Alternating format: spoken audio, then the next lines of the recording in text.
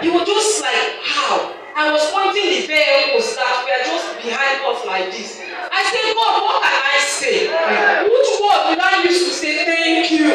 How would I have explained that I have just carried my little baby that God has miraculously given to me, and that of my elder brother's little daughter that went to assist me, and have just went and ended our journey halfway? Is it even the one in front that you could have seen that on time? We are also running to the house of God.